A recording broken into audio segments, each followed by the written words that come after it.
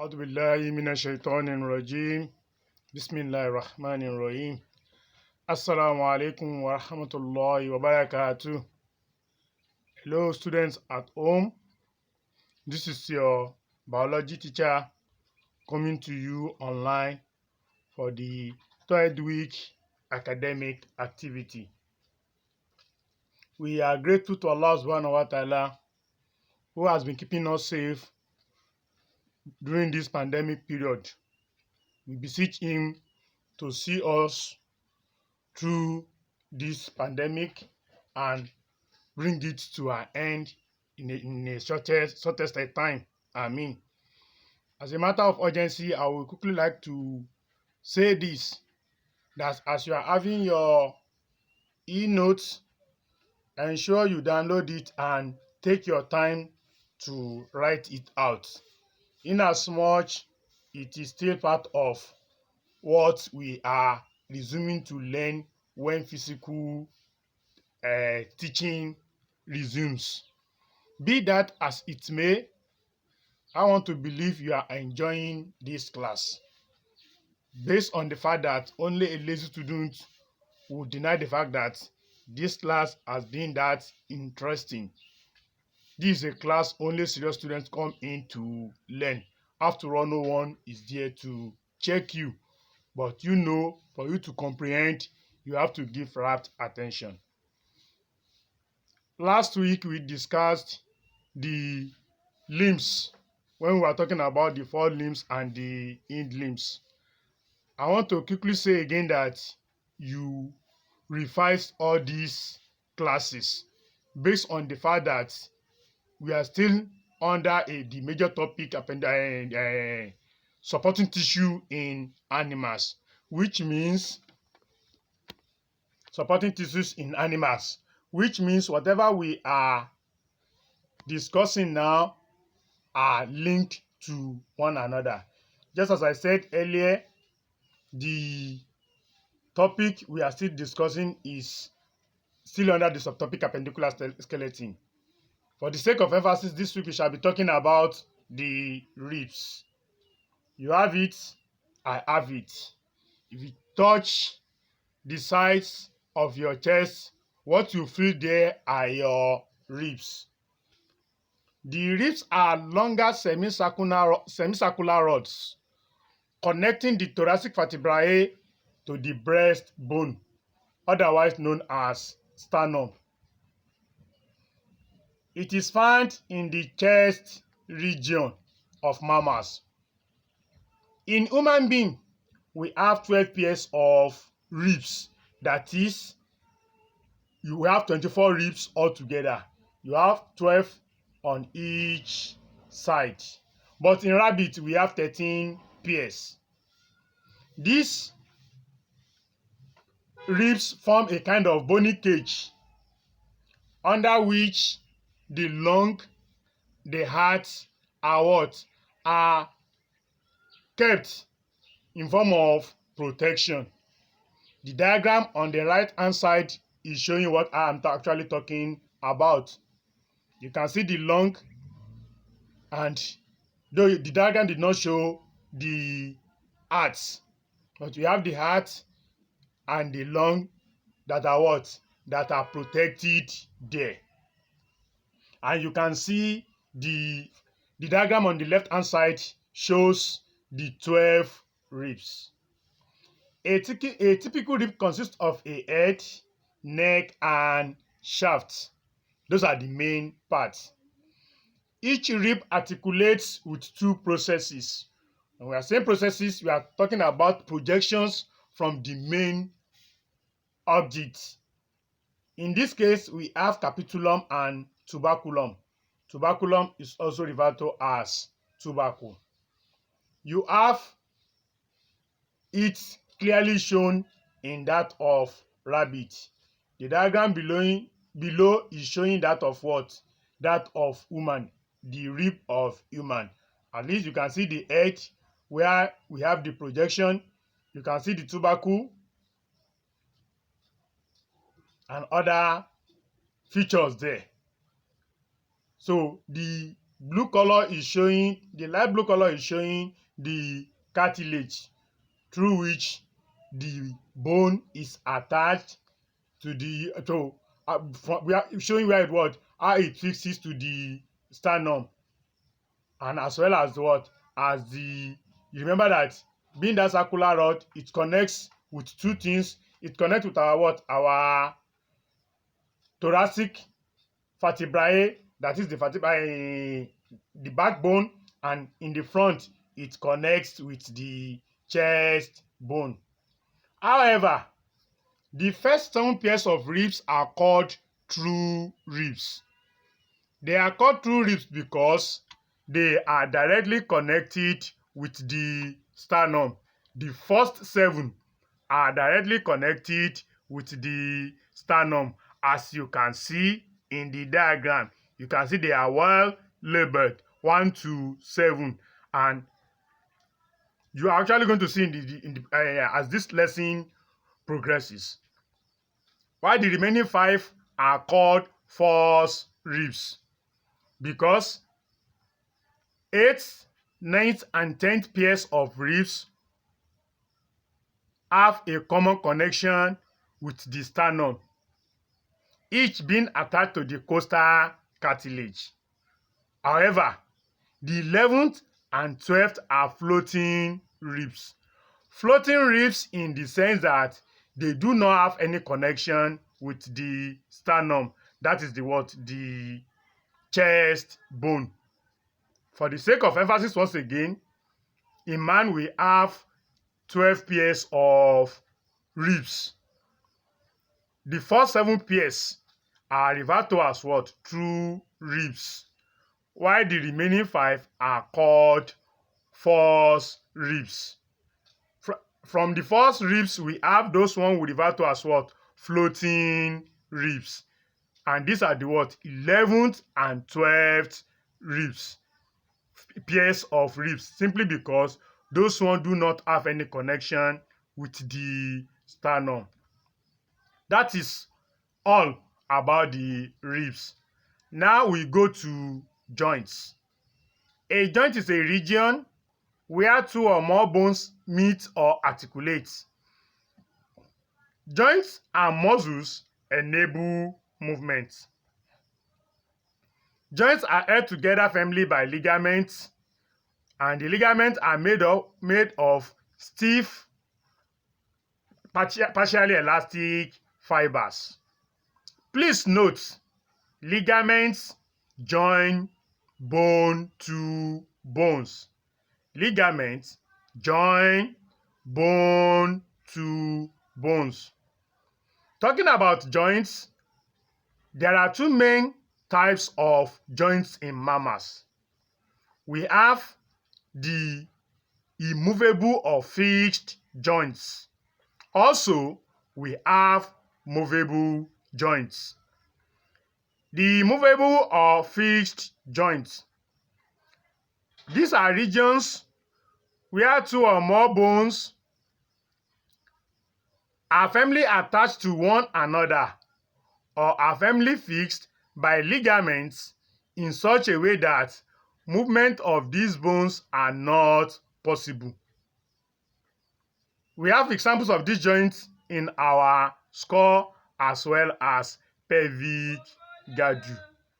As just we can see, the diagram is showing the cranial sutures, which is showing the suture, giving us example of a what? Of a suture joint. The bone of the head is what we refer to as what? As skull. But it is not just a single bone. You have many bones coming together to form the skull. Those bones are joined together by suture joints. Now we are talking about movable joints. These are joints or regions where 2 or more bones meet in such a way that the bones move over each other, making movement possible. Most of the bones in the body are held by movable joints. There are four main types of joints. These are: 1. Ball and socket joint, 2. Hinge joint, 3. Gliding or sliding joint, and 4. Pivot joint. Once again, we have 4 main types of movable joints, namely ball and socket joint, that's 1, hinge joint, 2, gliding joint, 3, and pivot joint. That is the fourth one. That is the fourth one. The diagram here is showing the example of ball and socket joint. This you have in the what? In the shoulder, as well as in the what? You have it in the shoulder girdle, and you also have it in the what? In the pelvic girdle. Ball and socket joint allows movement in all planes and directions, that is up to 360 degree. We mean it allows circular movement. It allows circular movement. That is why you can roll your hand. As earlier said, you have it in the what? In the shoulder and hip joints. Now, the hinge joint. The hinge joint allows movement in one plane or direction. It allows movement just in one plane or direction. As you can see in the diagram, you have it in the knee and you have it at the elbow. Example of such joints are found in the knee and in the elbow. The diagram by the pair diagram by the left is showing the kind of movement that is what? That is allowed. So that is, you can only what? It only allows movement in one plane or direction. You know the extent you can stretch your hand, and once you make a kind of 180-degree angle, it stops there. So you can't stretch it beyond that, except someone is forcefully doing that, and definitely that results into a kind of injury. The third is gliding or sliding joints. This we have in the what? In the wrist and our ankle. Sliding joint allows sliding of bones over each other. Gliding or sliding joint. It allows sliding of bones over each other. Examples are found at the wrist and ankle, as earlier mentioned. That is responsible for rotation of hand and foot, and also allows upward and downward movement. You realize that if you fold your hand, you can roll the what? The knuckle. So it is gliding or sliding joint that allows that. Last but not the least is the what? The pivot joint. The pivot joint allows rotation. It is also known as rotary joint. It's a kind of synovial joint that permits axial rotation. That is, the moving bone rotates within a ring formed by the concave surface. And this we can see in the diagram shown here. That is, we have that between the ulna and the radius. The concave shape is provided by the what? By the ulna, and the radius fixes into it. And also we can see the axia. In the axia, we have a projection there, while in the atlas, we have a space on which the odontoid projection in the axia and the axis rotates. The space is provided by the atlas. For purpose of revision, we are talking about atlas and axis here. They are formed from the what? From the vertebra of the what? Of the neck region.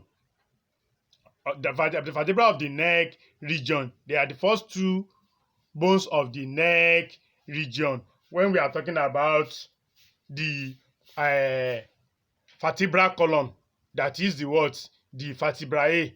So it forms, they fall under the cervical vertebrae.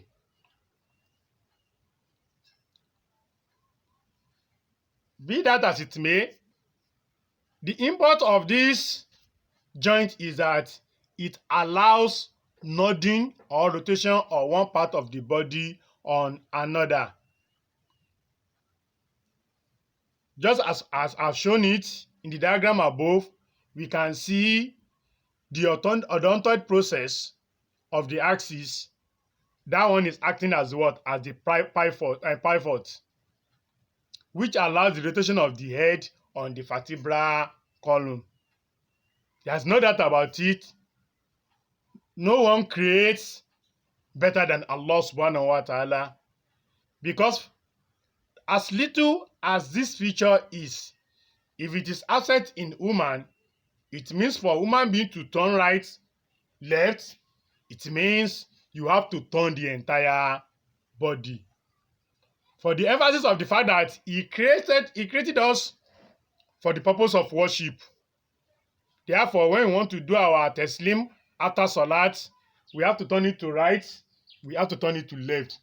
Basically, that provision is there to ensure that we observe our salat easily. Now, we'll be talking about types of joints. How actually a joint, how does it look like? And what are the features available in a joint? Just as we can see in this diagram, in every joint, we can't be talking about joints when we are not talking about bones. We have seen it here. We have seen the what? The ligament, that is what? Joining bone to bone. Just as I've mentioned, we are seeing the what? The articular cartilage. We are seeing joint cavity. And in the cavity, you have the synovial fluid. The synovial membrane accommodates the synovial fluid. Then you can see your compact bone. A dissection of the bone is what we are seeing, where we are able to see what? The bone marrow and the spongy bone. Now, discussing these features one after the other. The ligament. These are tough, partly elastic bands of tissue. They hold bones together at a joint. Please note, ligaments are elastic in nature. Then we have tendon. Tendons are extension of connective tissue which surround the muscle. In their own case, they are non-elastic. In their own case, they are non-elastic in nature. Tendons connect muscles to bones. Tendons connect muscles to bones, unlike ligament that connects bone to bone. Then we have articulate cartilage. This is found at the surface of bones at joints, acting protector. So that is the function of a cartilage is functioning like a what? A protector that is preventing wear and tear. That is, if the two structures meeting, I mean the bone, are just that sharp, that is the word, they will be moving over each other, grinding each other. To prevent that, that's why Allah subhanahu wa ta'ala has put there a cartilage that will act as what? As a kind of lubricant. A cartilage that will just what? Make the two surfaces that are meeting smooth. So that they will just what? There will not be any wear and tear. Now, synovial membrane. The membrane is responsible for the secretion of synovial fluid. And the synovial fluid is the actual lubricant at the joint. That one reduces shock and at the same time prevents friction between the two bones. We can imagine the mercy of Allah and His what? His majesty in the creation of even just ordinary joints in our system. The joint allows movement to reasonable degree, and beside that, because movement is going to be taking place, these bones, if they are rubbing each other, definitely we stand to have series of discomfort. But Allah in His infinite mercy has put that there. I mean, the synovial fluid and the cartilage that covers the ends at which bones meet, to ensure that we don't have these pains. Then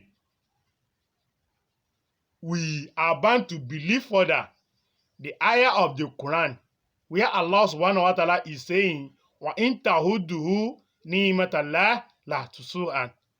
That if you choose to be counting my favor on you, you cannot just exhaust it. Allahu Akbar. Because many of us, we never understand that creation, that development as part of what? Of Allah's Rahmah. Except we see those that have difficulty in moving their part, or the aged one. Look at them, you have the bones they have, still they will say their legs are weak. Alhamdulillah Rabbil Alameen. All the ones that are sick, they will appreciate the blessing of Allah subhanahu wa ta'ala on each and every one of us. Last but not the least is the capsule. This is the space or sac which contains the synovial fluid.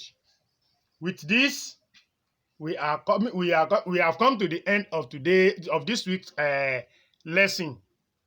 Inshallah, next week we shall be talking about how movement is possible, talking about the effect of muscles in movement and things like that. And also we discuss functions of skeleton. I urge you to review that before I come on way next week. Thank you for your time. With this, I say Assalamu alaikum wa rahmatullahi wa barakatuh.